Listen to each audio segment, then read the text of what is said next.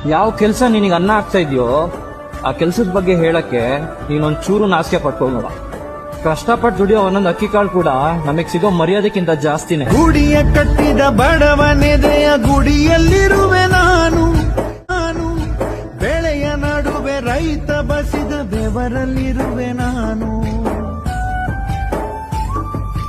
ಕೆಲಸ ನಿನದೆ ಫಲವು ನಿನದೆ ಛಲದ ಒಡೆಯ ನೀನು. ಇದನ್ನು ಮರೆತು ನನಗೆ ನಮಿಸಿ ಶ್ರಮವ ಪಡುವೆ ನೀನು. ಬಿಡು ಮತಗಳ ಜಗಳ ಇದೇ ಕೆಲಸವು ಬಹಳ.